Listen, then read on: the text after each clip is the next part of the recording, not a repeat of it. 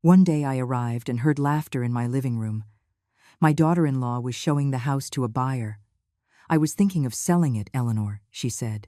"After all, you've already lived your life." I answered calmly. "And you? You've just started to ruin yours." The silence fell like a hammer. She turned pale. I will never forget the sound of that laughter. It was Tuesday afternoon when I returned from my doctor's appointment. I had barely closed the front door when I heard them. Unfamiliar laughs bouncing off the walls I had raised myself 35 years ago. Laughter that didn't belong to me, in a house that did. I left my purse in the entryway. My hands were shaking, not from fear, but from something I couldn't yet name. I walked slowly toward the living room, each step on the solid hardwood floors I had chosen piece by piece. And then I saw them. Chloe, my daughter-in-law, was standing by the main window, pointing to the backyard with that proprietary gesture she had perfected over the last few months. Beside her, a man in a gray suit was taking pictures with his cell phone. A man I had never seen in my life. "The finishes are original," she was saying with a bright smile. "Look at these high ceilings, this natural light. It's a real gem of a property." I stood frozen in the doorway. The stranger nodded, writing something in a notebook. "And what's the asking price?" Chloe didn't even flinch. $800,000. It's a fair price considering the neighborhood and the lot size. $800,000. The exact value of my house. The number that only appeared on my private documents. I felt the air grow thick. Then she saw me. Her eyes met mine for a fraction of a second. And in that instant, something in her expression changed. It wasn't shame. It was calculation. She was measuring what to say, how to get out of this. "Oh, Eleanor," she said, her voice far too sweet. "I didn't hear you come in." I didn't answer. I just held her gaze while the stranger extended his hand to me. "Good afternoon, ma'am. I'm Mr. Wallace. I came to see the property." My mouth moved on its own. "To see? My property?" Chloe let out a nervous laugh. "Well, I just thought it would be a good idea to explore options." She moved closer to me, lowering her voice as if sharing a secret. "After all, you've already lived your life, Eleanor. This house is too big for just one person. Don't you think it would be better to sell it so we could all enjoy that money?" The silence that followed was deafening. Mr. Wallace coughed uncomfortably, looking between Chloe and me as if he'd just realized he'd walked into a minefield. But I didn't take my eyes off her, off this woman who had arrived at my home 2 years ago asking for shelter, who slept in my sheets, who ate from my plates, who swore to my son that she would love him for richer or poorer. "You've already lived your life." Those 5 words circled in my head like angry bees. I took a deep breath. I felt the blood rush to my cheeks, not from embarrassment, but from something more primitive, more ancient, something that had been dormant in me for too long. When I spoke, my voice came out calm, too calm. "And you." I paused, letting each word drop like a stone in still water. "Have just started to ruin yours." Chloe blinked. The smile froze on her face. "Excuse me?" I didn't repeat myself. I just turned to Mr. Wallace, who was already putting his notebook away with obvious haste. "Mr. Wallace, I'm sorry you've wasted your time," I said with icy courtesy. "This house is not for sale. It has never been for sale. And whoever told you otherwise has no right over it." The man nodded quickly, murmuring apologies as he headed for the door. Chloe tried to stop him, but it was too late. The door closed with a solid thud. And then we were alone. Chloe turned to me, and for the first time since I'd met her, I saw something different in her eyes. It wasn't remorse. It was barely contained fury. "How dare you humiliate me like that?" she hissed. "I was just trying to help. This house is falling apart. You can't maintain it anymore. And Ryan. And I." "Ryan and you," I interrupted, "live here because of my generosity. You eat my food, you sleep under my roof, and now I discover you're trying to sell what doesn't belong to you." She turned pale, completely pale. "I wasn't. I just wanted." "What did you want, Chloe?" My voice was still calm, but every word was as sharp as a scalpel. "To take my house from me while I'm still breathing? To leave me with nothing because you decided I'm not worth anything anymore?" She didn't answer. Her lips trembled. I walked toward her, and even though I'm 6 inches shorter than her, In that moment, I felt like I was towering over her. "This conversation isn't over," I whispered. "But I'm going to give you some advice. You better pray your husband doesn't find out about this before I decide what to do with you." I turned and walked up the stairs to my bedroom. My legs barely held me, but I couldn't let her see it. I couldn't let her know that inside I was falling to pieces. I locked the door. I sat on the edge of my bed. The same bed where I slept with my husband for 30 years, where I cared for him in his final days, where I cried his death until I had no tears left. And only then, in the silence of my own room, did I let the tremor in my hands spread to my whole body. "You've already lived your life." How dared she? How dared she look at me and decide that my time was over, that I no longer deserved even the roof I built with my own hands? I clenched my fists in my lap, because that was the problem. Chloe didn't know who I was.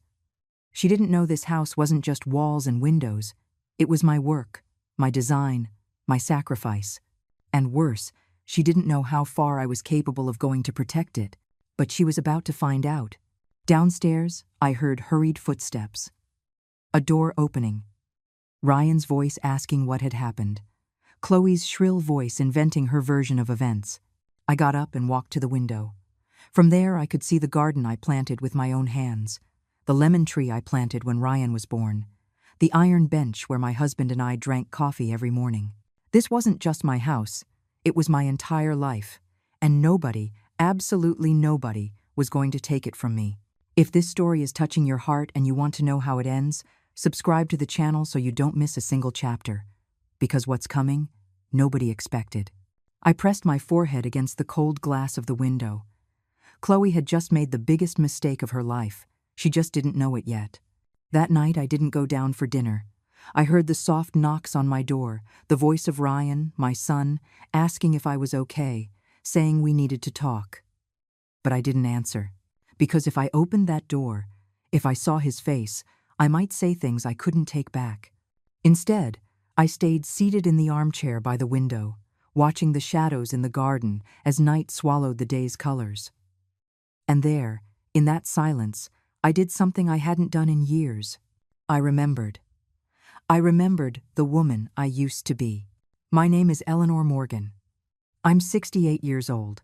But there was a time when 68 seemed like a distant eternity. There was a time when I was unstoppable.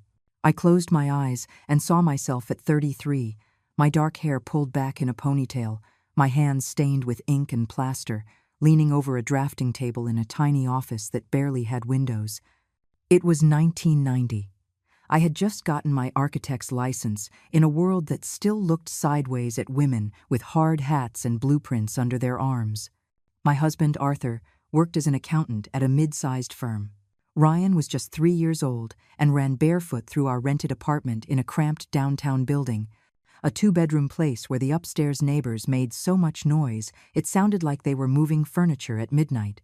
"Eleanor," Arthur would tell me as we drank instant coffee in the early morning, "one day we're going to have our own house, one that you design, one that's just ours." I would smile, nod, but inside I was thinking, not one day, soon, because I was not one to wait. For 5 years, I worked 3 simultaneous jobs. I designed houses by day for a firm where they paid me half what my male colleagues made. In the afternoons, I taught technical drawing at a community college. And at night, after putting Ryan to bed, I would lock myself at the dining room table and design freelance projects for small builders who needed cheap, fast plans. Arthur never asked me to stop. He never said, "That's enough," or "Get some rest." He took care of Ryan when I had deadlines, made me tea when my eyes couldn't focus on the numbers anymore, massaged my shoulders when the weight of our worries bent my back. "You're the strongest woman I know," he'd whisper in my ear. And I believed him because I had to. In 1995, after 5 years of sleeping no more than 4 hours a night, of saving every dollar that came into the house, of turning down parties and vacations, we finally did it. We bought the lot. It wasn't big, just under a 1/4 acre in a suburb south of the city, in an area that was almost rural back then, but it was ours. I remember the day I first set foot on that piece of land. It still smelled of recent rain. There were tall weeds and rocks everywhere. Arthur took my hand and asked, "What do you see?" I smiled, closed my eyes, and saw everything. I saw the walls rising. I saw the windows letting in the morning light. I saw a backyard where Ryan could play. I saw a big kitchen where we'd cook Sunday dinners. I saw a study where we'd keep the books we loved. I saw a home. I see our life, I told him. And then I got to work. I designed every inch of this house, every angle, every window. I chose the orientation to capture the morning sun in the bedrooms. I calculated the height of the ceilings so the heat wouldn't pool in the summer. I designed deep closets, spacious pantries, bathrooms with natural ventilation. But I didn't just design. I also built. Yes, myself. Because we didn't have the money to hire a full crew. So I learned. I learned to mix cement, to lay bricks, to level floors. I learned to use the saw, the sander, the hammer. My hands, which had once only known pencils and rulers, became covered in calluses and scars. Arthur worked with me every weekend. Ryan played among the bags of sand, building his own castles while we raised the walls of ours. It took us 3 years. 3 years of literal blood, sweat, and tears. 3 years of nights where I'd fall asleep with aching hands. 3 years of waking up before dawn to check that everything was moving forward. But in 1998, we finally moved in. I remember how I felt that first night sleeping in this house, lying on the master bedroom floor because we didn't have our new bed yet, staring at the ceiling I had planned, feeling the walls I had helped raise. I cried. I cried so hard Arthur got scared. "What's wrong?" he asked, holding me. "Nothing," I whispered. "It's just. We did it. We really did it." This house wasn't just bricks and concrete. It was living proof that when a woman decides on something, the entire universe has to move aside. The years passed. Ryan grew up within these walls. He learned to ride his bike in this yard. He celebrated birthdays in this living room. He brought home friends, girlfriends, dreams. Arthur and I grew old here. We celebrated anniversaries, mourned losses, planted trees, repainted rooms. Every corner of this house held a piece of us.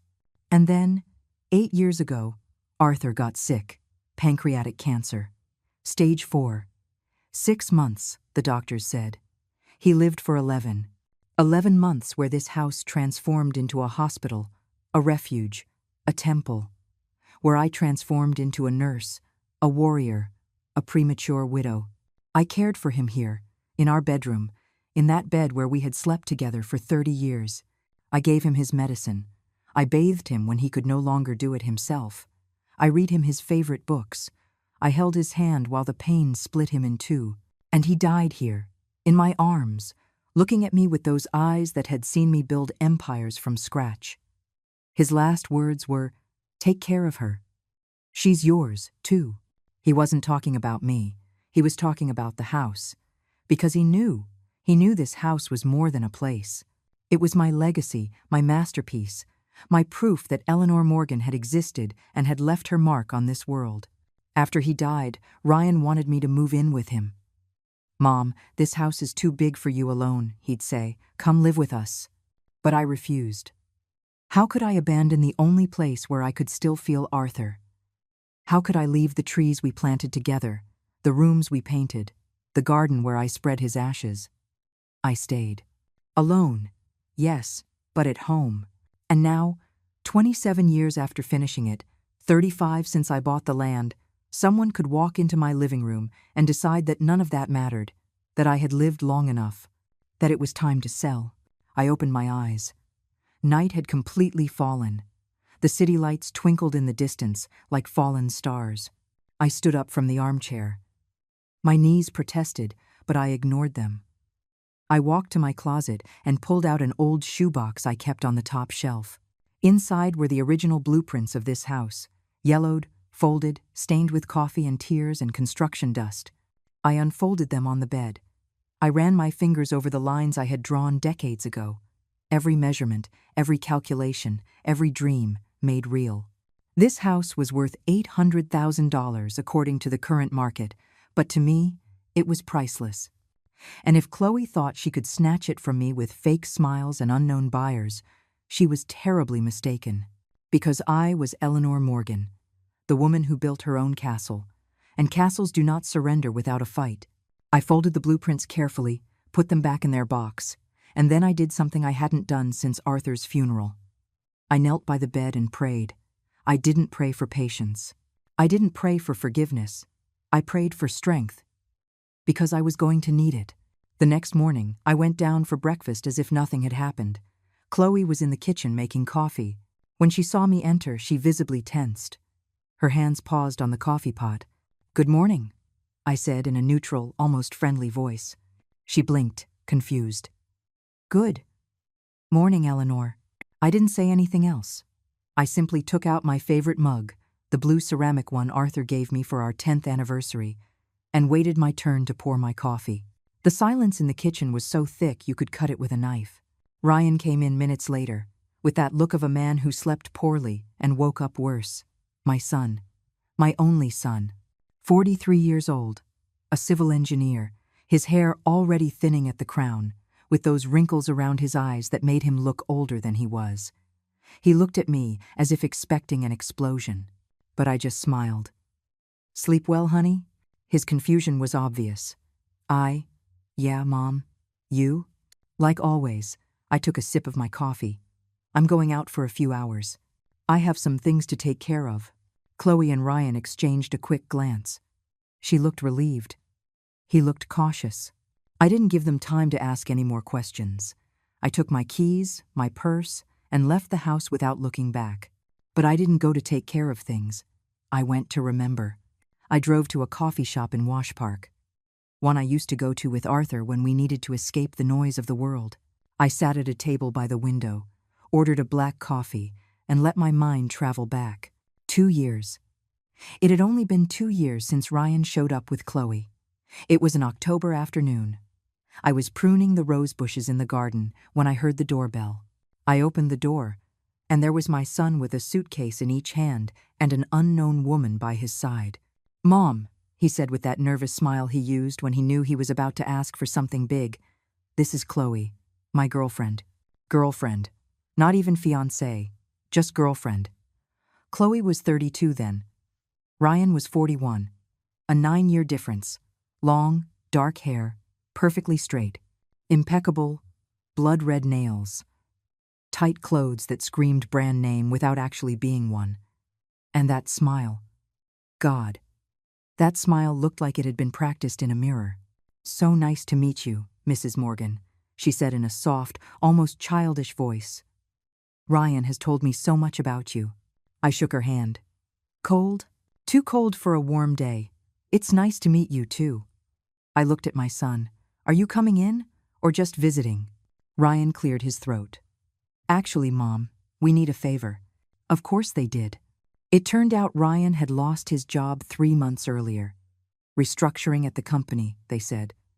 Last one in, first one out. And Chloe, he told me, worked in sales but was between jobs. Between jobs. What an elegant way to say unemployed. "We need to stay here for a little while," Ryan said, not looking me in the eye, "just until I get something new."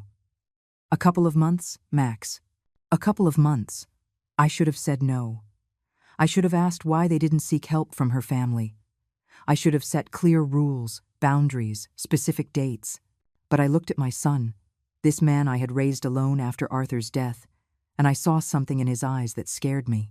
Desperation. "All right," I said. "You can stay." Chloe smiled. A victorious smile she tried to disguise as gratitude. "Thank you, Eleanor. You don't know how much this means to us." Eleanor. She was already calling me by my first name, not even married. The first few days were tolerable. Chloe was polite, helpful. She helped clean. She made breakfast. She asked if I needed anything from the grocery store. Ryan spent his mornings sending out resumes and doing video interviews. In the afternoons, he'd go out with Chloe to explore the neighborhood, or they'd lock themselves in their room. I tried to give them space. After all, they were a couple. They needed privacy. But then the changes began. Small at first. Almost imperceptible. Chloe started reorganizing the kitchen. "It's just more practical this way, Eleanor," she'd say, moving my pots from their spots.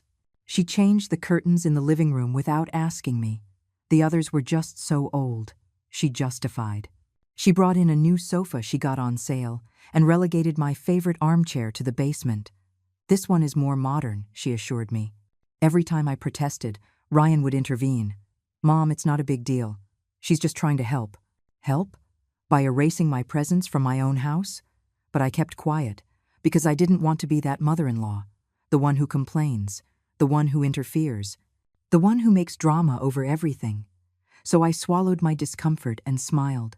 The couple of months turned into 6, then a year, then a year and a half.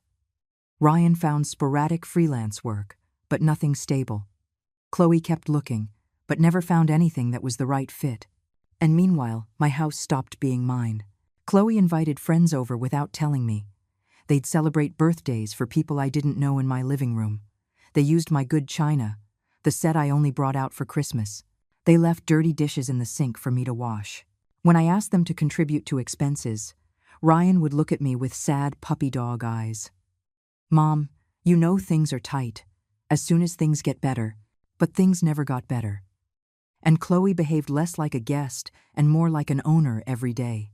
She started calling my house our house, referring to my garden as our garden, my living room as our living room. When her friends asked, she'd say, "Yes, we live here, it's the family home," as if I were just a tenant on my own property. Ryan seemed blind. Or worse, he didn't want to see. I confronted him one night. It was 6 months ago, after Chloe redecorated my dining room without even consulting me. "Ryan," I said when we were alone, "we need to talk." He sighed, as if he already knew what was coming, as if he was tired of hearing it. "Mom, please, don't start." "Start what? Defending what's mine? Asking for a minimum of respect?" "Chloe respects you," he said, but his voice sounded hollow, like he was repeating a line he'd rehearsed. "She just wants the house to look nice, to be a pleasant place for everyone. It was pleasant before she got here." Ryan closed his eyes. "Mom, don't do this. Please." "Do what? Remind you that this house is mine? That you two are here out of my generosity? I know it's your house." He finally exploded. "You think I don't? You think I'm not reminded every single damn day how grateful I'm supposed to be?" I froze. "Chloe doesn't remind me of anything," he continued, his voice trembling. "She just acts as if she has a right to be here. I know, because I gave it to her." He ran his hands over his face. "Mom, I love her, and I need you to make an effort to get along with her. I love her." Those 3 words explained everything. My son was so in love, so blinded, that he couldn't see what I saw with crystal clarity. Chloe didn't love this house. She didn't love him, either. She loved the security, the comfort, the free roof over her head. But I couldn't tell him that, because when you tell a man that the woman he loves is just using him, he doesn't listen to you. He just hates you. So I swallowed the words. I nodded, and I let him believe he had won. But that night, lying in my bed, I knew something had broken between my son and me, something we might never be able to repair. And 3 months later, there I was, sitting in a coffee shop in Wash Park, drinking a cold coffee as I remembered how I'd gotten to this point, how I'd allowed a stranger to walk into my life and dismantle it, piece by piece, how I'd lost my son without even realizing the exact moment it happened. I paid the bill. I left the coffee shop, and as I walked to my car, I made a decision. I wasn't going to get my son back by arguing with him. I was going to get him back by showing him the truth. And for that, I needed evidence. Ants don't destroy a house in one day. They do it slowly, patiently, one crumb at a time, one piece of wood after another, until one day you realize the foundations are hollow and it's too late. That's how Chloe took my life from me, not with one blow, with 1,000 tiny stings that seemed insignificant at first.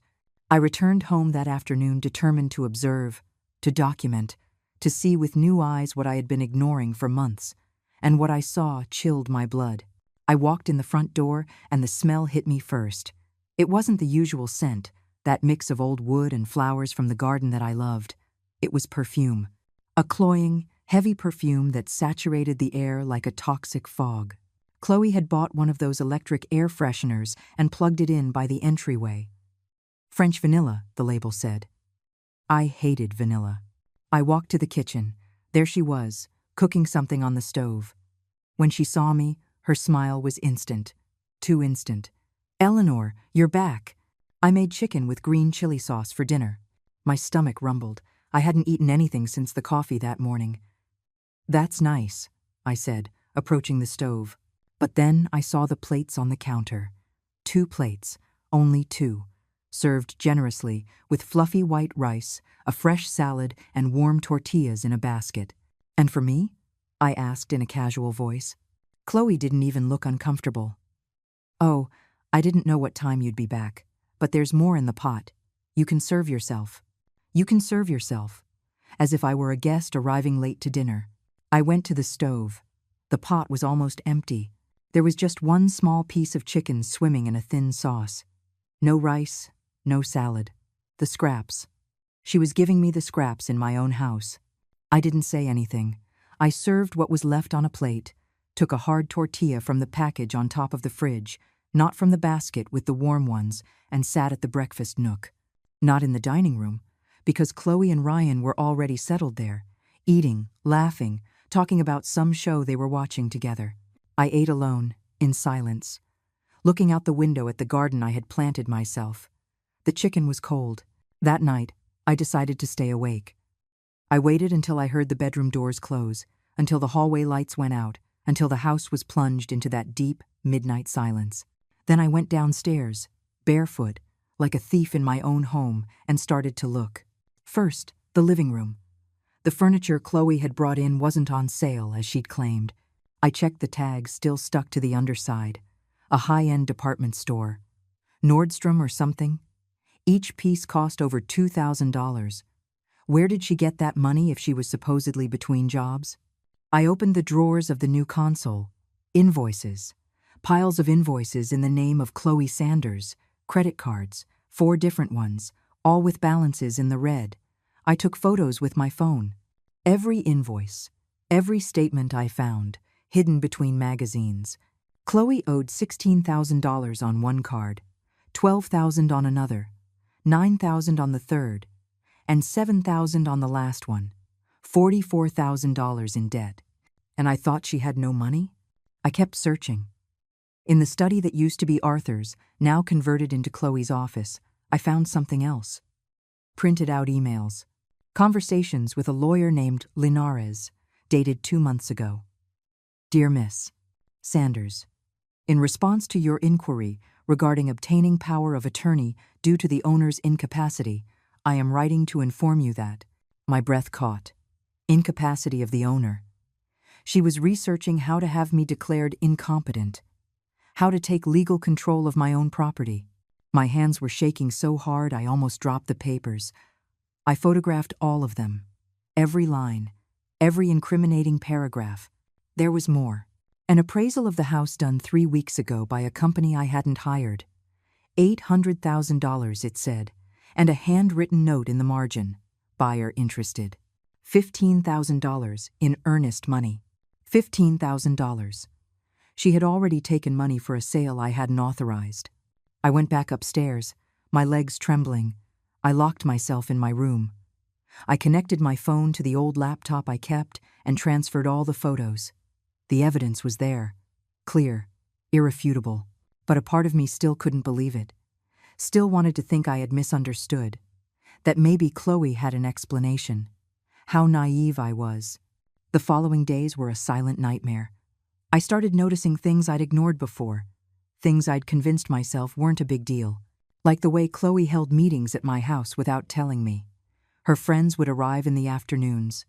They'd settle into the living room as if they owned it. They drank my wine, used my bathroom, left lipstick stains on my crystal glasses. I protested once.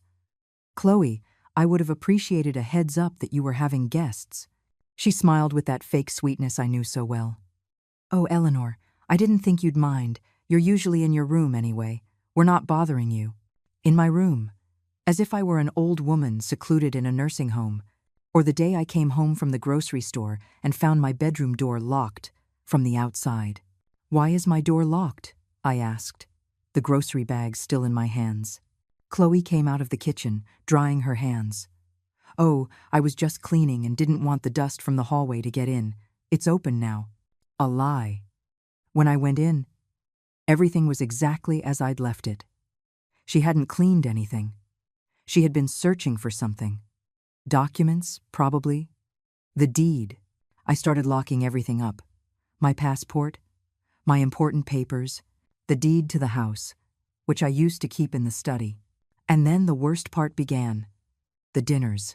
Chloe started making elaborate meals for herself and Ryan. Steaks, fresh pasta, desserts. But for me, there was always an excuse. "Oh, Eleanor, I thought you already ate." "I only made a little. Ryan and I are on a diet. There are some leftovers from lunch in the fridge. You can heat those up." Always leftovers. Always cold. Always alone. One night, Ryan and Chloe had baked salmon with roasted potatoes and a caprese salad. I ate a ham sandwich I made for myself, sitting at the breakfast nook, while they laughed and poured wine in the dining room. My dining room, my wine, my house. And I was eating alone like a beggar. The worst part? Ryan didn't even notice. Or he didn't want to. When her meetings happened, Chloe had a perfect technique. "The house is beautiful," her friends would say. "Thank you," she'd reply, as if she'd built it with her own hands. "We've made a lot of improvements since we moved in." We've. As if they were the owners. And if I came downstairs while they were there, Chloe would look at me with a tight smile. "Eleanor, do you need something?" "We're in the middle of a meeting," as if I was interrupting, as if I had no right to be in my own living room. One afternoon, one of her friends asked me directly, "And you're Ryan's mom?" Before I could answer, Chloe jumped in with a syrupy voice. "Yes, she lives here with us. She's getting on in years and needs company." "Right, Eleanor? Lives here with us." As if they were the owners. As if I was the one who had moved in. I smiled. I nodded. And I went up to my room with my heart in pieces. That night, lying in my bed, staring at the ceiling I had designed, I felt something I hadn't felt in years. It wasn't sadness. It was rage. A deep, ancient rage, born from a dark place in my chest, spreading like fire through my veins. How had I allowed this? How had I let this woman walk into my life and unravel it? How had I let her treat me like garbage in my own home? But the rage wasn't just for Chloe. It was for myself. For being a coward. For staying silent. For smiling when I should have screamed. For being the nice mother-in-law when I should have been the owner of my own life. I got out of bed. I walked to the mirror. The woman looking back at me was 68 years old, wrinkles around her eyes, gray peeking through her colored hair, age spots on her hands. But she also had something else. She had the look of someone who had built empires, who had raised houses with her own hands, who had survived losses that would have destroyed other people. Enough, I told my reflection, and for the first time in 2 years, I felt like the woman in the mirror believed me. There are moments in life where everything changes in a second. A medical diagnosis, a call at midnight, a door opening to reveal something you shouldn't see. For me, that moment came on a Tuesday morning, 3 days after finding Chloe's debts. Ryan had left early for a job interview. Chloe was still asleep, or so I thought. I went down to the kitchen to make coffee when I saw the envelope. It was on the dining room table.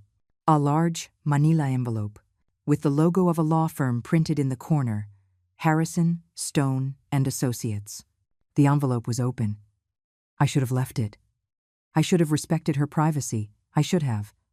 But it was too late for should-haves. I pulled out the documents, and what I read took the air from my lungs. It was a power of attorney form, drafted in the name of Chloe Sanders, granting her broad and general powers to administer, sell, mortgage, and perform any act of ownership over the property located at 47 Cedar Lane, Coyoacan. My house, my address. But the most terrifying part wasn't that. It was the signature at the bottom of the document. A shaky, irregular signature. That was supposedly mine. Except I had never signed that paper. My hands were shaking so badly I almost dropped the pages. There were more documents. A letter from the attorney, Mr. Harrison, requesting the appearance of Mrs. Eleanor Morgan to ratify the power of attorney, dated 2 weeks ago. and a handwritten response, supposedly in my handwriting, saying, "Due to health reasons, I cannot appear in person. I authorize my daughter-in-law, Chloe Sanders, to proceed on my behalf." My handwriting, or at least a near-perfect imitation of it. I felt the walls closing in.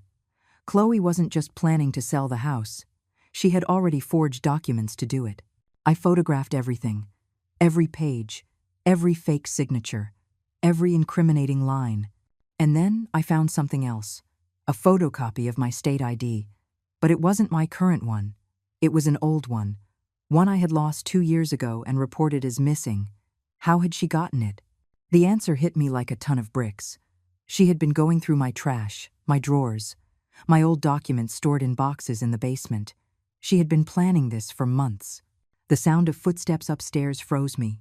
I quickly put everything back in the envelope and left it exactly as I'd found it. I went upstairs, trying to walk normally, though my heart was pounding so hard I thought it would burst from my chest. I needed help, real help. That same afternoon, without telling anyone, I drove to David Stone's office. David had been my partner on 3 architectural projects 20 years ago. He was an architect, but also a lawyer specializing in real estate. A man in his late 60s, with snow-white hair and sharp blue eyes that missed nothing. When his secretary showed me in, David stood up immediately with a huge smile. "Eleanor, how many years has it been?" He hugged me with that genuine affection only old friends can give. To what do I owe the honor? I sat across from his desk, and then, unable to hold it in any longer, I broke. I cried. I cried like I hadn't cried since Arthur's funeral. I cried for the humiliation, the betrayal, the rage I'd held in for months. David let me cry. He said nothing. He just passed me a box of tissues and waited. When I could finally speak, I told him everything. Every detail, every humiliation, every document I'd found. I showed him the photographs on my phone. His expression changed with each image, from concern to disbelief, from disbelief to contained fury. "This is forgery," he said finally, his voice grave. "It's fraud. Attempted theft. She could go to jail for this." "I know," I whispered. "Does Ryan know any of this?" I shook my head. "I don't think so. He's blinded. He thinks she loves him." David leaned back in his chair, looking at me with those eyes that had seen too much in his career. "Eleanor, you need to act fast.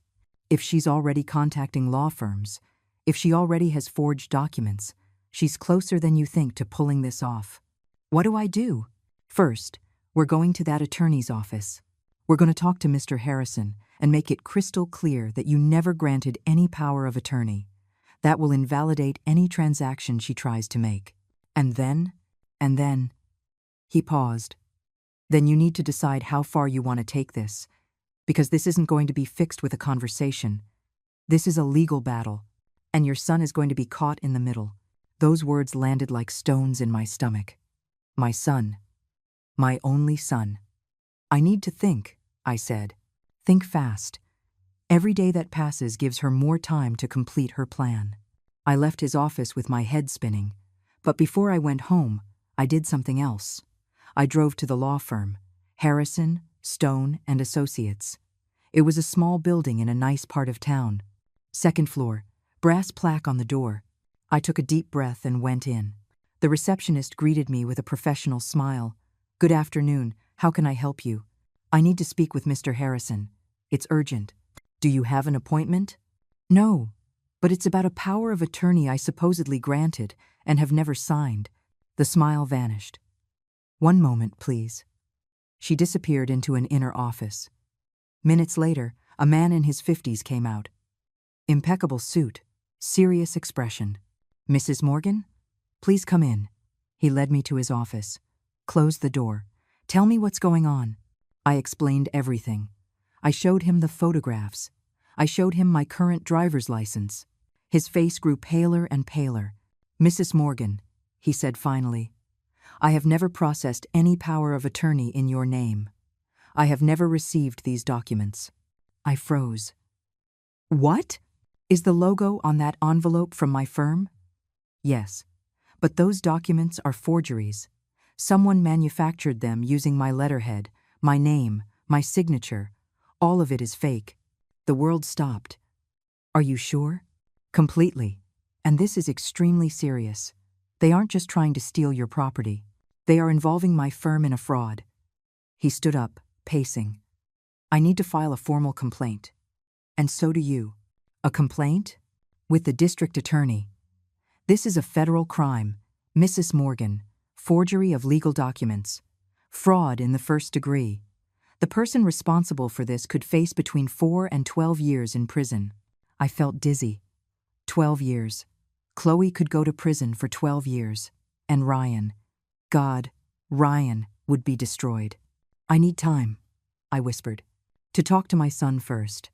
The attorney looked at me with compassion. I understand. But don't take too long.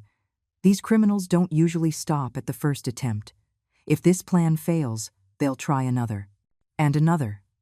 Until they get what they want. I left there with my legs shaking. I sat in my car for I don't know how long, unable to start the engine, unable to move. Chloe wasn't just an opportunist.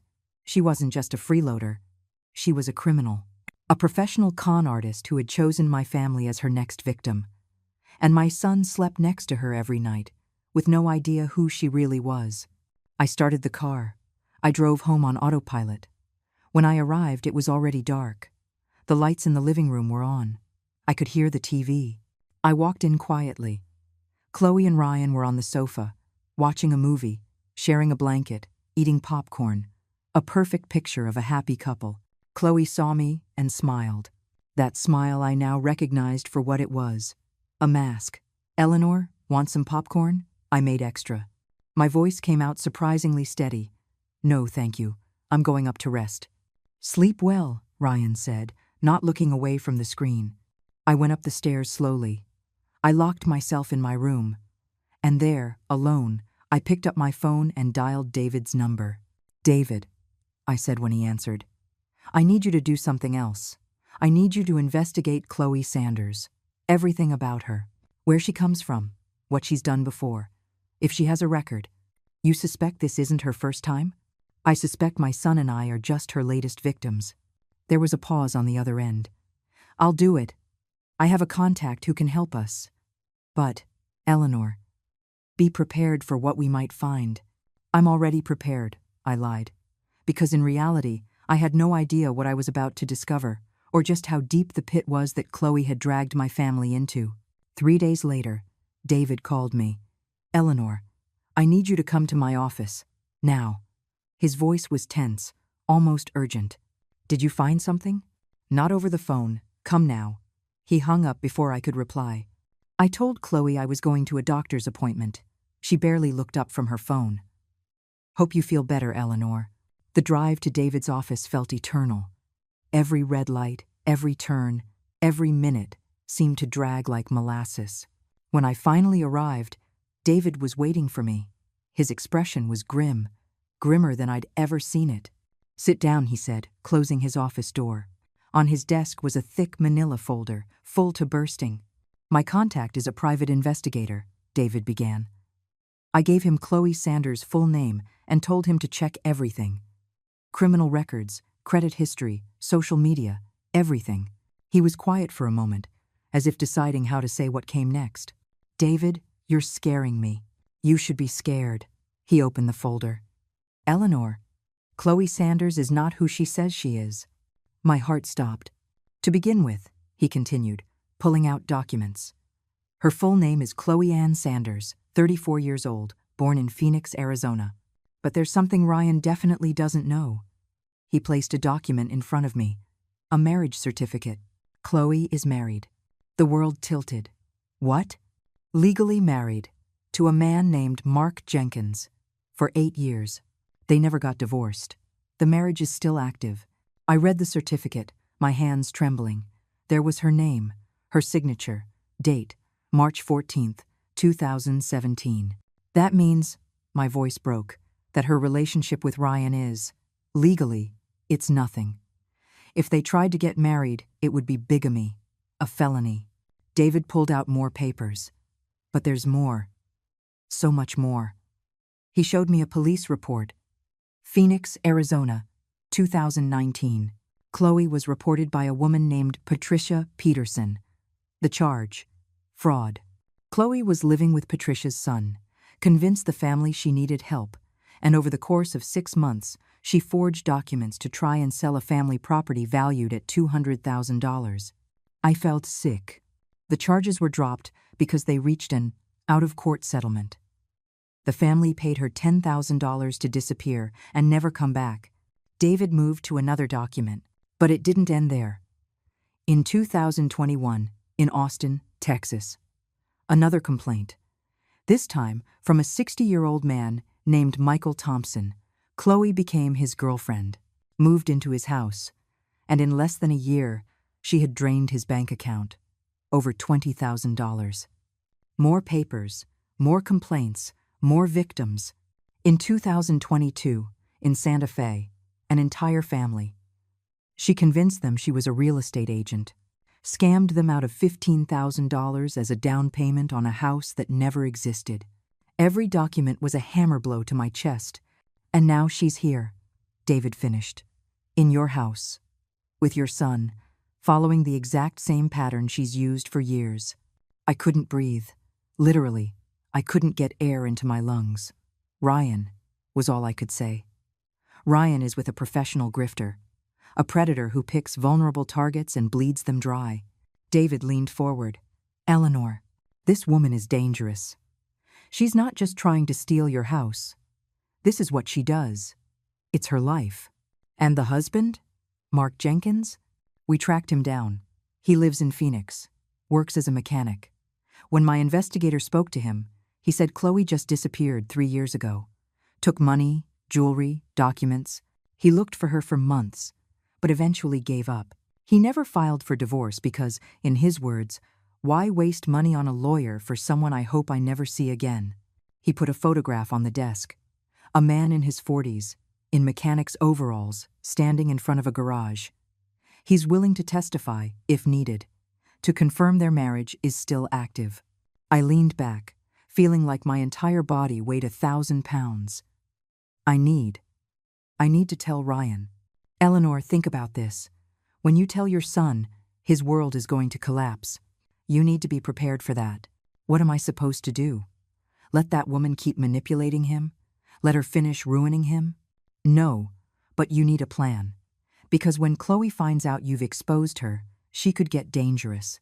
She already is. David nodded. Which is why we have to be smart. Strategic. He closed the folder. I'm going to prepare all the legal documentation.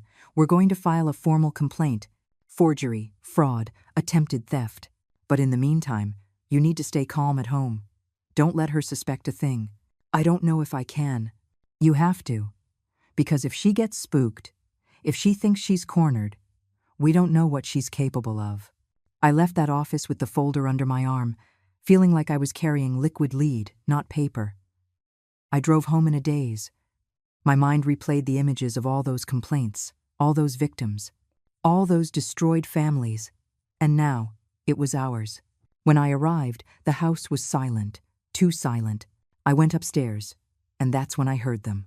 Voices, coming from Ryan and Chloe's room, arguing. I moved closer, making no sound. The door was slightly open. You can't keep this up, Ryan, Chloe was saying, her voice frustrated. Your mom is suffocating us. Don't start, please. Don't start? We live in her house. We eat her food. Everything is hers. For how long? Are we just going to depend on her for the rest of our lives? I'm looking for work, Chloe. I just had an interview last week. And in the meantime, we just stay here like 2 freeloaders? Like teenagers living with mommy? There was a silence. What do you want me to do? Ryan's voice sounded tired, defeated. I want you to be a man, Ryan. I want you to set boundaries. Tell her that this house could be ours if she'd just sign it over. I mean, it's going to be yours anyway when when she's gone. She didn't say dies, but it hung in the air. I'm not asking her for that, Ryan replied. Well, then we're never going to have anything of our own. We'll never be independent. A pause. Sometimes I think you love your mom more than you love me. Don't say that. It's the truth. You always defend her. You always take her side. What about us, Ryan? What about our future? I couldn't listen anymore. I backed away silently. I went into my room. I locked the door. I sat on the edge of my bed, the folder still in my hands. And then, something inside me broke for good. It wasn't a dramatic snap. It was quiet, like the sound of a branch splitting under too much weight. For 2 years I had put up with it. I had stayed quiet. I had been understanding. I had let them treat me like a nuisance in my own home because I didn't want to be the difficult mother-in-law, because I didn't want to lose my son. But I had already lost him. I lost him the day he chose to believe her instead of me. I lost him the day he saw me eating alone at the breakfast nook and said nothing. I lost him the day he let her dismiss me with that condescending tone, and he just smiled. I opened the folder again. I looked at all those complaints, all those victims, and I made a decision. I was not going to be another victim. I was not going to end up like those people. Robbed, humiliated, destroyed. If Chloe wanted a war, she was going to get one. But it would be on my terms, on my battlefield. And she had no idea who she had messed with. Because I was Eleanor Morgan, the woman who built a house with her own hands, the woman who survived the death of her husband, the woman who raised her son alone. And women like me don't give up. We get up. That night, I didn't go down for dinner. I stayed in my room, planning. Every move, every step, every play, because Chloe was about to discover something none of her other victims had taught her. The old lionesses are the most dangerous. The next morning, I went down for breakfast with a smile. A smile it took me 20 minutes to practice in the mirror. But it had to be perfect, believable. Chloe looked up from her phone when I entered the kitchen. Her eyes scanned me with suspicion. "Good morning," I said, my voice cheerful. Too cheerful for someone who'd spent the night sleepless. "Good morning, Eleanor." Her reply was cautious. I poured my coffee. I sat at the table, and then I dropped the bomb I had prepared. "I've been thinking," I said, stirring my sugar slowly, "about what you said the other day, about the house." Chloe tensed immediately. "I didn't mean to offend you." "You didn't offend me." I took a sip of coffee. "You were right. This house is too big for me alone. And you two have been here for 2 years. Maybe it's time to make some changes." Chloe's eyes lit up like a shark sensing blood. "Changes? I'm old, Chloe. Tired. At my age, maintaining a property this size is exhausting." I sighed, theatrically. Maybe it would be good to consider selling, or doing something different with it.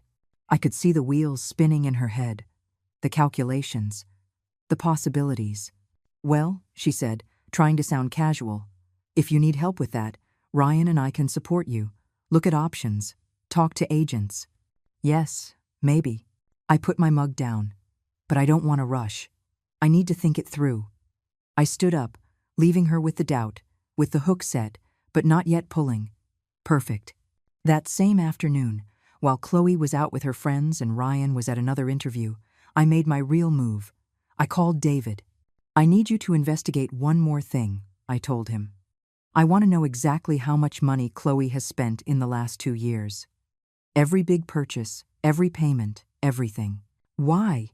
"Because if she's in debt for $44,000, that money was spent on something, and I want to know what."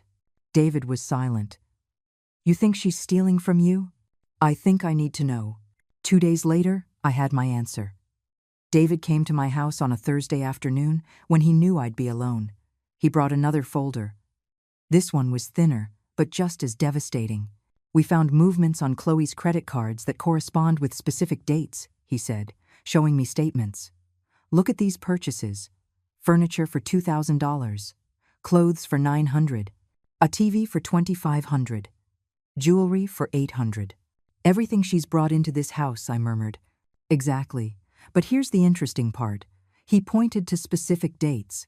"These payments were made 1 or 2 days after you made cash withdrawals from your account." I froze. "How do you know when I make withdrawals?" "Because my investigators spoke to your bank manager. Since it's a matter of potential fraud, he agreed to review your history. We found a pattern." He showed me a list.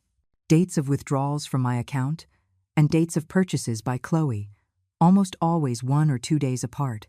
Eleanor, where do you keep your cash? My blood ran cold. In a small safe. In my closet. Does Chloe know where it is? I don't think so. It's hidden behind some boxes. David looked at me with those eyes I now recognized. The ones that said, "You're in more trouble than you think. Check it, now." We went up to my room together. I opened the closet. I moved the boxes. I pulled out the small metal lockbox I'd bought years ago. I opened it with the key I always kept in my wallet. Inside, there should have been $15,000. Life savings. Money I kept for emergencies. I counted the bills, my hands shaking. $7,000. There's $8,000 missing. It can't be, I whispered. I lock it. I always lock it. David picked up the lockbox. He examined it. And then he pointed to the tiny scratches around the keyhole. It was forced. Probably with a lockpick or a thin tool. And then closed again, so you wouldn't notice. I sat on the bed. My legs wouldn't hold me. "She's stealing from me," I said out loud. "She's not just planning to sell the house. She's stealing my cash." "Yes, and this is enough to add theft to the charges." David sat next to me. "Eleanor, we have evidence of everything now. Forgery, fraud, theft. It's time to act." "Not yet." He looked at me, surprised. "What?" "Not yet," I repeated, feeling something inside me harden like steel. Because if I report her now, she'll deny everything. She'll say it was a misunderstanding, that I gave her permission. She'll cry, she'll play the victim, and Ryan will defend her. "Then what do you propose?" "I propose we give her more rope. We let her believe her plan is working, and when she's at her most confident, when she thinks she's already won." I paused. "Then we spring the trap." David studied me for a long moment. "Are you sure?" "Completely. This will require you to act, to pretend, to play her game." "I know, and to be willing for Ryan to see things that are going to break him." That part hurt, but I nodded. It's the only way he'll see the truth. David took out his phone. "All right, then we're going to do this right. My investigator is going to install hidden security cameras in your house." "Cámaras?" "Tiny ones. In strategic places. The living room, the kitchen, your bedroom. We're going to record every move Chloe makes, every conversation, every attempt at theft or manipulation." "Is that legal?" "In your own home, recording someone who is committing crimes against you?" "Completely legal, and it will be irrefutable evidence." I stood up. I walked to the window. I could see the garden where Arthur and I planted the lemon tree when Ryan was born. That tree was huge now, its branches shading half the yard. "Do it," I said without turning. "Install the cameras, record everything." "And what are you going to do?" I turned to face him. "I'm going to give her the greatest gift a con artist can receive." "What gift?" "A seemingly weak victim who is about to make a huge mistake." The next few days were pure theater. I became the confused old woman Chloe had always wanted me to be. I started forgetting things, names, dates, where I left my keys. "Oh, I'm so forgetful," I'd say with a nervous little laugh when Chloe looked at me. I could see her mentally noting every lapse. I started accidentally leaving documents on my desk, bank statements, an old will that left everything to Ryan. One afternoon I heard her sneak into my room while I was in the garden. The cameras David's team had installed recorded everything. That night, I reviewed the footage on my laptop. There was Chloe, in my room, going through my drawers, photographing my documents with her phone. I felt sick, but also satisfied. Every second of that video was evidence. I continued my performance. I started making comments about how tired I was of dealing with paperwork. "Oh, Chloe," I said one afternoon while she was helping me organize mail. "Sometimes I think I should just give Ryan power of attorney. Let him handle everything. I'm just too old for this." Her eyes glittered. "That's not a bad idea, Eleanor. That way you could relax." "Yes, maybe." I left the sentence hanging. That same day, the camera in the living room recorded a phone conversation. "Yeah, the old woman is caving," Chloe said. "Give it 1 more week and I'll have the power of attorney." "No, the son is useless. He does whatever I say." 800,000. "I already told you." Yes, same plan as in Santa Fe. But this time, it's not going to fail. David was right. This was her MO, perfected over years. But there was something else I needed, a thorn in my side. David, I said on the phone that night, I need one more thing. Chloe's husband, Mark Jenkins. I want you to go see him, in person. Show him pictures of Ryan. I want to know if Chloe has talked to him about us. What for? I just have a hunch. 3 days later, David returned with information that left me speechless. I spoke to Mark Jenkins, he said. I showed him the pictures of Ryan. You know what he told me?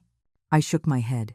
He said Chloe contacted him 2 months ago, asked to borrow $5,000, said she had an investment opportunity.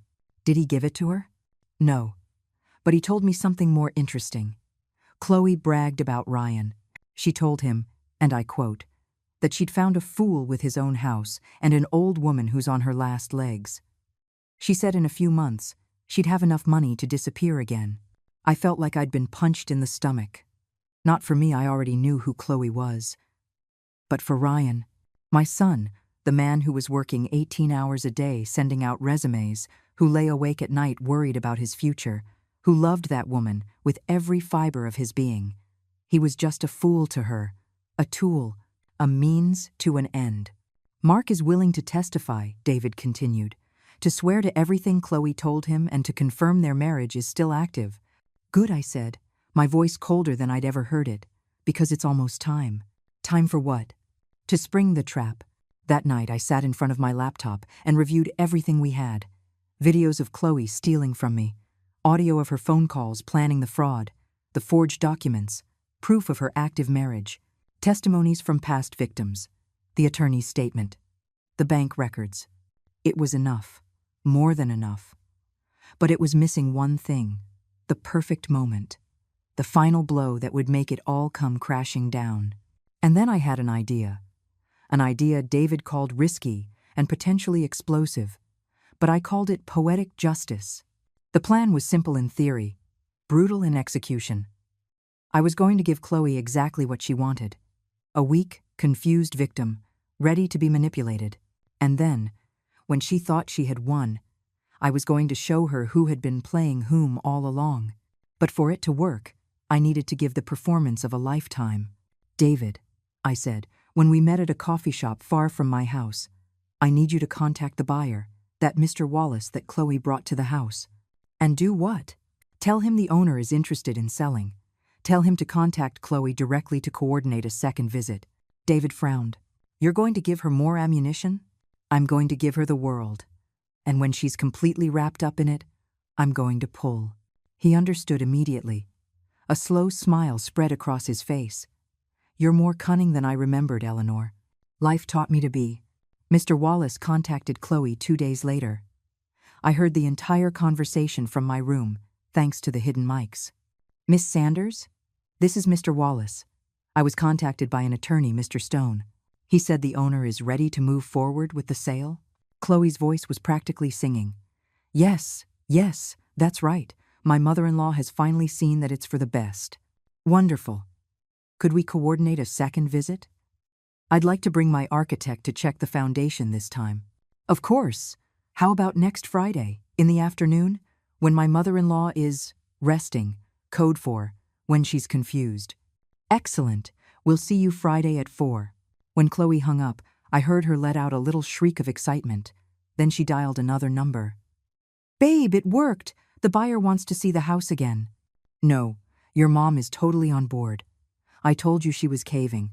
I just need you to help convince her, okay? Be sweet to her. Tell her it's for our own good. My son, my own son, being used as the final tool of manipulation. That night, Ryan came into my room. He knocked softly before entering. Mom, can I talk to you? Of course, honey. I closed the book I was pretending to read. Sit down. He sat on the edge of my bed with that hunched posture he got when he was worried. Chloe told me. You're considering selling the house? Oh, yes. I sighed theatrically. I'm just so tired, Ryan. This house is too much for me. And you two need to start your lives. Mom, you don't have to do this for us. But I want to. I took his hand. It was cold, You're my only son. I want to see you happy, settled. And if selling this house gives you and Chloe the chance to start fresh, I saw the conflict in his eyes. Part of him knew this was wrong, but another part, the part that loved Chloe, the part that wanted to believe her, was winning. Are you sure, Mom? Completely. A lie. Just promise me one thing. Anything. That you'll be smart with the money. That you won't waste it. That you'll build something good with it. Ryan hugged me. I promise we will, Mom. I promise we'll do this right. When he left my room, I had to bite my lip until it bled to keep from crying. Because my son, my good, naive son, had no idea he was a pawn in her fraud. The next few days were pure theater. I began acting as if I were in the early stages of dementia. I'd get confused in conversations, forget names, repeat questions. One afternoon, while Chloe and I were alone in the kitchen, I dropped the perfect bait. "Chloe," I said, my voice trembling, "I need you to help me with something." "Of course, Eleanor. What is it?" "It's just so much paperwork. So many things to sign. The bank called yesterday, and I didn't understand a word they said." I put my hand to my head. "I just feel like my mind isn't working like it used to." Chloe moved in with that fake compassion she had perfected. "Don't you worry. That's what Ryan and I are here for. To help you." "Really?" I looked at her with watery eyes. "Because I was thinking, maybe I should give you power of attorney, so you can handle things. You're younger. You understand all this modern stuff." Chloe's eyes lit up like it was Christmas. "Well, if you think that's necessary, Eleanor, I'd be happy to help. I just don't want to be a burden." "You could never be a burden." She took my hands. Cold, calculating hands. "Let me help you. We'll go to the lawyer together. We'll get all the papers fixed up, proper and legal, so you can have peace of mind." "You'd do that for me?" "Of course, Eleanor. We're family." Family. The word tasted like poison. "Then, tomorrow," I said. "Let's go tomorrow and fix everything." That night I called David. "Tomorrow, she's going to try to take me to a lawyer." "Which one?" "I don't know, but I bet it's not a real one. Or it's a corrupt one she works with." "Are you going to go?" "I'm going, and you're going to follow us." "Eleanor, this is dangerous." "I know, but I need evidence of her attempting to finalize the fraud. I need it recorded, documented, and irrefutable." There was a pause. "All right, but you're wearing a wire, and I'll be half a block away the entire time." The next morning, Chloe was radiant. "Eleanor, so glad you're up. I already made an appointment at the lawyer's office for 11. "So quickly?" "Well, he's a very busy man. We were lucky to get a spot." "Of course. Because he probably wasn't a real lawyer." I dressed slowly, acting out every movement as if it were difficult. David had given me a small device that looked like a decorative brooch, but was actually a camera and audio recorder. "Do I look okay?" I asked Chloe, gesturing to the brooch on my blouse. "You look beautiful, Eleanor." She had no idea she was recording her own conviction. We got into Chloe's car, a red compact she'd bought on sale months ago. She drove with the smile of a cat that had cornered a mouse. "You'll see," she said. "After today, everything will be so much easier. You won't have to worry about a thing." "Thank you, dear." I used the word intentionally. "I don't know what I'd do without you." The law office was in a neighborhood I didn't recognize, in an old building with peeling paint. Nothing like the professional offices I knew. We went up to the second floor. The plaque on the door said, "Mr. Bishop, Attorney at Law." We entered a small, poorly lit office that smelled like damp. A man in his 50s, overweight, with a cheap suit, greeted us with an oily smile. "Mrs. Morgan. Such a pleasure. Come in, come in." He gestured to a chair in front of his desk. Chloe sat next to me, holding my arm as if I were a frail child. Well, the fake lawyer began. "I understand you wish to grant a general power of attorney to Miss Sanders here." "That's right," I said in a weak voice. "I'm just so tired. I need help." "Perfect. I have the document right here, all prepared." He pulled out some papers. "I just need you to read it and sign." He passed me the document. I started to read it slowly, squinting as if I was having trouble. It was exactly what I expected. A sweeping power of attorney giving Chloe total control over all my assets. To sell, mortgage, dispose, everything. Is it? Is it ready? I asked, feigning confusion. But we just got here. Oh, miss. Sanders sent me all the information ahead of time, the fake lawyer explained. To speed up the process, you know, at your age, it's best not to tire you out with too much running around. At my age. Very considerate, I murmured. Chloe squeezed my arm. Sign here, Eleanor. And here. And here. I took the pen. I moved it toward the paper. And then I stopped. You know what? I said, putting the pen down. I think I'd better think about this a little more. The atmosphere in the office changed instantly. Excuse me? Chloe said, her voice tight. It's a big decision. Maybe I should talk to Ryan about it first. But you did talk to Ryan, Eleanor. He's on board. Oh, did I? When? I faked confusion. I don't remember. Last night, Eleanor. Did you forget already? Her voice was getting irritated. The fake lawyer chimed in. Mrs. Morgan, I'd really recommend you sign today. These appointments are very difficult to reschedule. But I'm just not sure. I put my hands to my head. My head is all fuzzy today. Maybe another day. No, Chloe almost shouted. She composed herself instantly. I mean, Eleanor, we're already here. Mr. Bishop did us the favor of seeing us. Just pick up the pen and sign. It's for your own good. For my good? I looked her directly in the eyes. And for the first time in weeks, I let her see something real in my gaze. Something hard. Something dangerous. Or for yours? She turned pale. The fake lawyer tried to intervene again, but I was already standing up. You know what? I think I'm going to leave. I don't feel well. Eleanor, wait. I said I'm leaving. My voice was firmer than it had been in weeks. I walked to the door. Chloe followed, trying to stop me, but I was already in the hallway. I went down the stairs as fast as I could. I heard Chloe behind me, calling my name, but I didn't stop. I burst out onto the street, and there was David, waiting in his car half a block down, exactly as planned. I jumped in. Go. He obeyed without question. I looked in the side view mirror. Chloe had come out onto the sidewalk, looking around wildly, her phone in her hand, with an expression of barely disguised panic. Did you get it all? David asked. I touched the brooch on my blouse. Every last word. Then, it's almost time. Yes, I said, feeling my heart beat strong and steady. It's almost time for Chloe to meet the real Eleanor Morgan. 3 days passed. 3 days in which Chloe tried to act as if nothing had happened. 3 days of forced smiles and questions disguised as concern. Are you feeling all right, Eleanor? You seemed so upset at the lawyer's office. I'm perfectly fine, I'd answer, my voice neutral. I gave her no explanations. I gave her no peace. I just gave her silence. And silence, I discovered, was the most powerful weapon of all. I watched her squirm. I watched her mind work, trying to figure out what went wrong, if I suspected something, if she needed to change her strategy. But she didn't know it was already too late.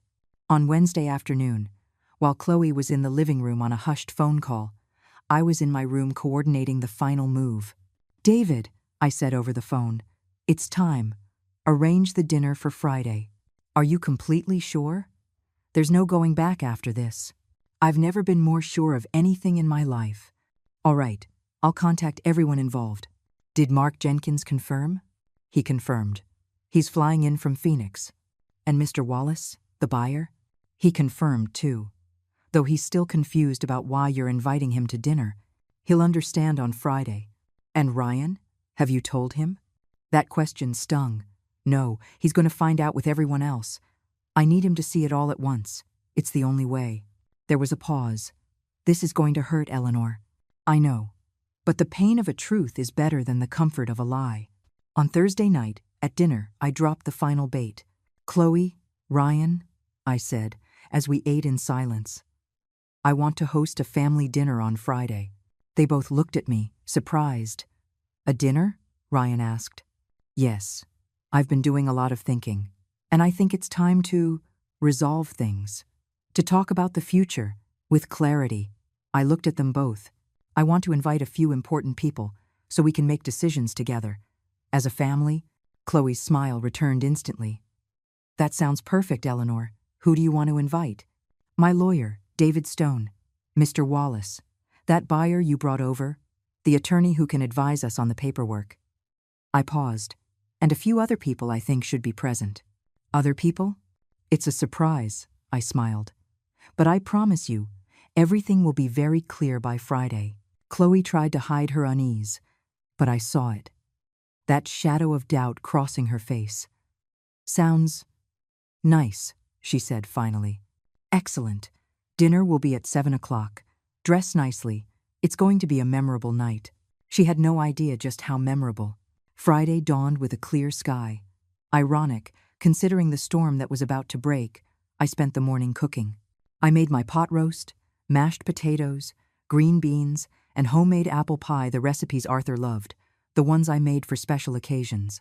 Chloe watched me from the kitchen doorway, her expression confused. Do you need help, Eleanor? No, thank you. I want to do it myself today. But it's so much work. I like cooking. It reminds me of better times. At 5 o'clock, I began to set the dining room table. I brought out the good china, the set I only used on Christmas, the silver cutlery, the crystal glasses. The table looked beautiful, elegant, dignified, like a stage for what was to come. At 6, I took a long bath. I put on a navy blue dress I hadn't worn since Arthur's funeral. I did my makeup carefully. I put my hair up in an elegant bun. When I came downstairs, Ryan looked at me, stunned. Mom, you look beautiful. Thank you, honey. I kissed his cheek. Today is an important day. Chloe came down minutes later. A tight red dress, high heels, too much makeup. She looked like what she was, a desperate woman trying to impress. At 7 o'clock on the dot, the doorbell rang. I'll get it, I said. It was David.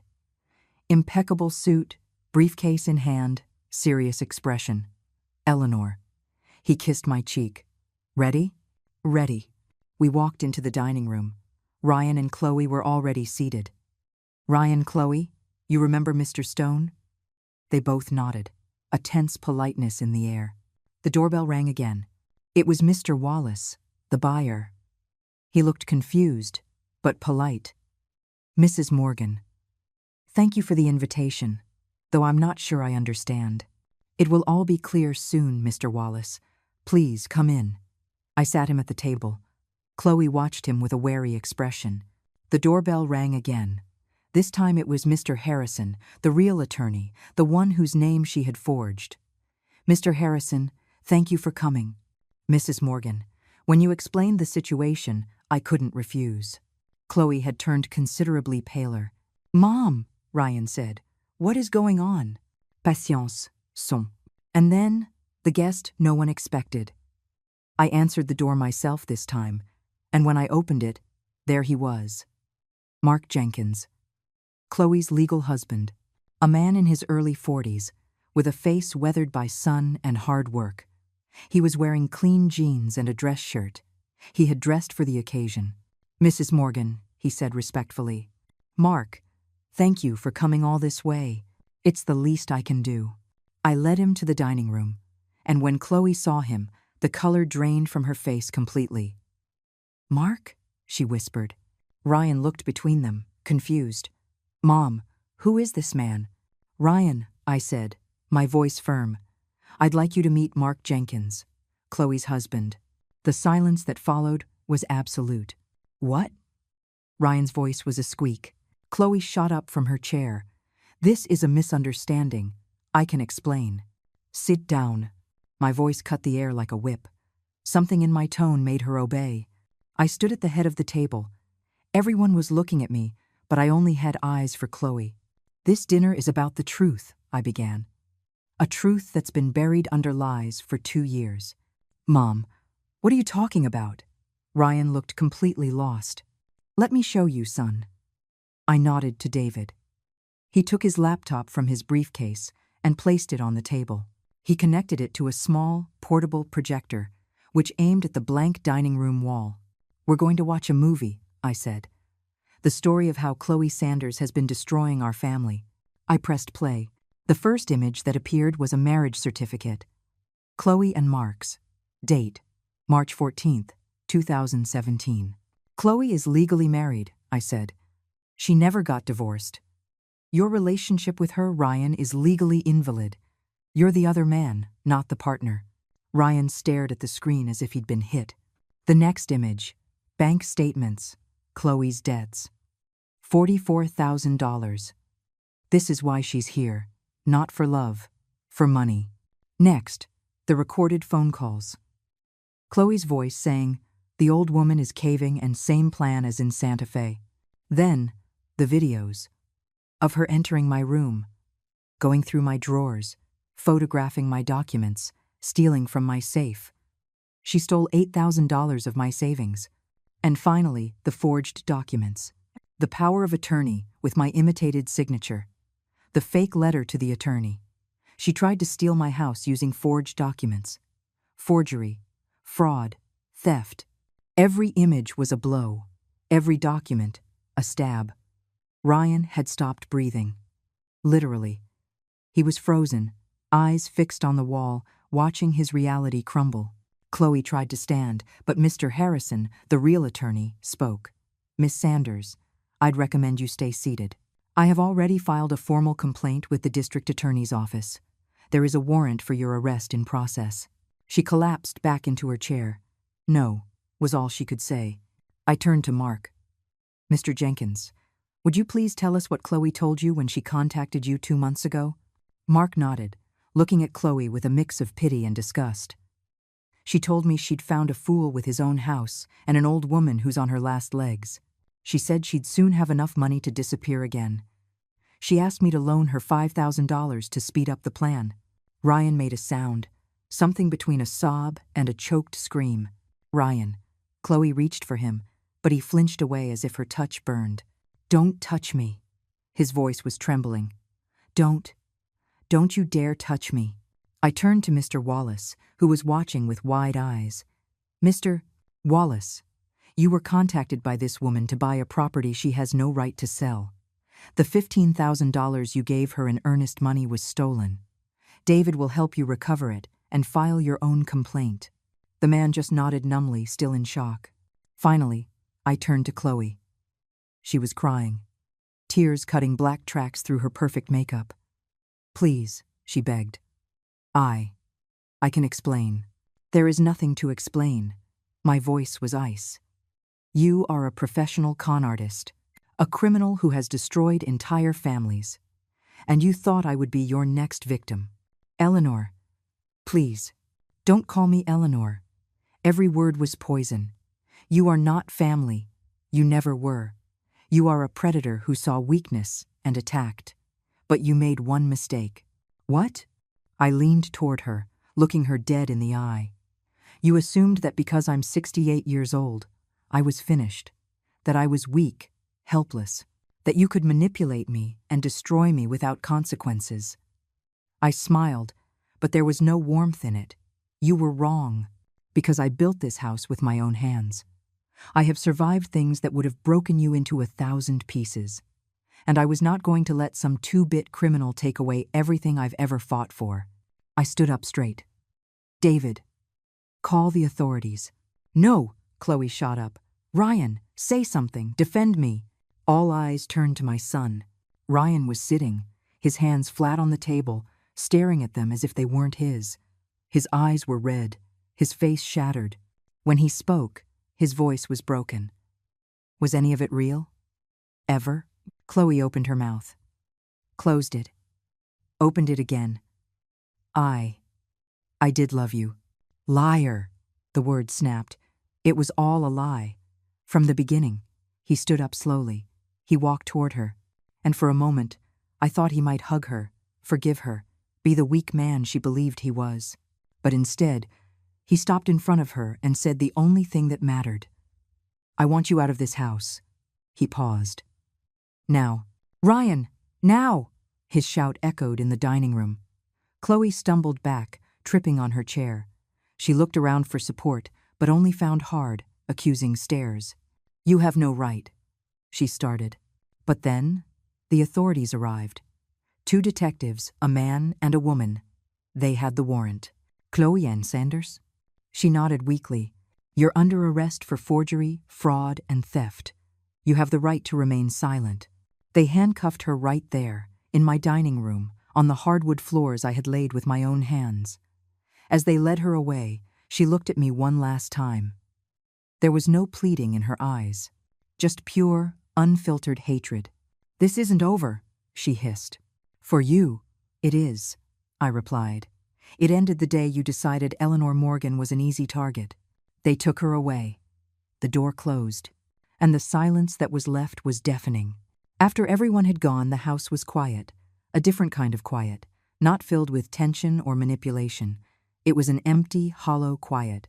Ryan was still sitting in the dining room. He hadn't moved since they took Chloe. He just stared at his hands on the table, as if searching for answers in the lines of his palms. I sat down across from him. Son, don't, he said, his voice rough. Just wait. The minutes passed like hours. Finally, he looked up. His eyes were red, swollen. How long did you know? Weeks. David investigated everything after I found the fake documents. And you didn't tell me? You needed to see it for yourself. If I had just told you, you wouldn't have believed me. He ran his hands over his face.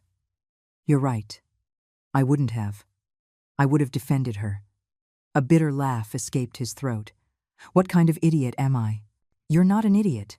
You were manipulated by a professional. I lived with her for 2 years, Mom. I slept next to her. I told her I loved her. His voice cracked. How did I not see it? Because love blinds us. And she was very good at what she did. Ryan shook his head. I treated you badly. I let her treat you badly. I saw you eating alone and I didn't say anything. I watched her disrespect you and I. His voice broke. How can you even look at me? I stood up. I walked around the table. I knelt by his chair and took his face in my hands. Because you are my son. And sons make mistakes. But they also learn from them. I don't deserve your forgiveness. It's not something you deserve. It's something I give. Because I love you. I wiped a tear from his cheek. But I need you to understand something, Ryan. This can never happen again. I need you to learn to value what you have. To respect the person who has given you everything. He nodded, crying like I hadn't seen him cry since he was a child.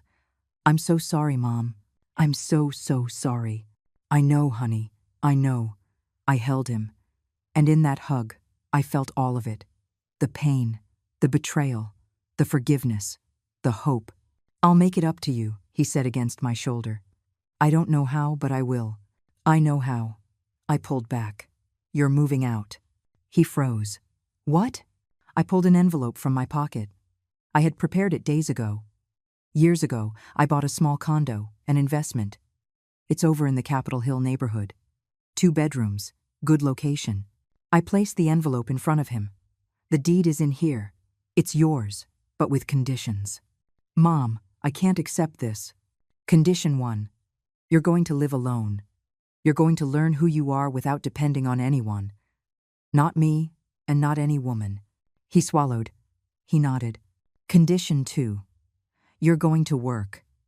I don't care what it is, but you will support yourself with your own effort. I will. Condition 3.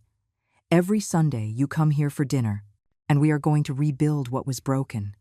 As mother and son, as a real family. His eyes filled with tears again. Why are you doing this?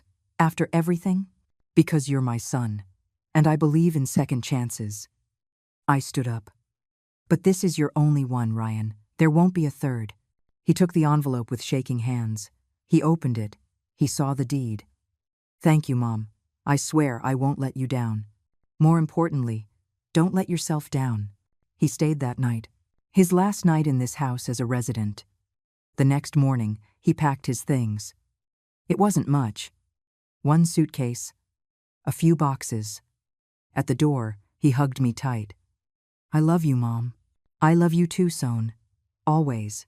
He left, and I closed the door, knowing that for the first time in 2 years, my house was mine again. The following months brought peace.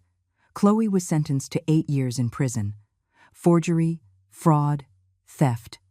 Her history of prior victims weighed heavily in the sentence. Mr. Pryforce Sive. Wallace got his money back.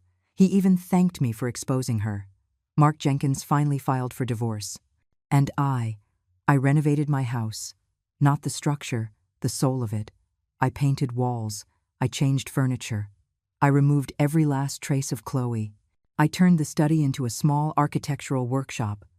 I started giving free design classes to older women who wanted to learn a new skill. Ryan kept his word. Every Sunday, he shows up with flowers or fresh bread. We eat together. We talk. Really talk. And slowly, very slowly, we are rebuilding what was broken. Today, as I write this, sitting in my garden, looking at the lemon tree that Arthur and I planted 43 years ago, I understand something fundamental. True wealth isn't in what you own, it's in what you refuse to let anyone take from you. Your dignity, your peace, your home, your soul. Chloe tried to take it all, but she forgot one essential thing. Women like me aren't built on easy days. We are forged in storms. And when the storm passes, we are still standing, stronger than before. If this story touched your heart, let me know in the comments where you're watching from. Has anything similar happened to you? Do you know someone who needs to hear this? Give it a like, share, and subscribe for more real-life stories that remind us it's never too late to defend what is yours, because dignity has no age. And the old lionesses always have the sharpest claws. End.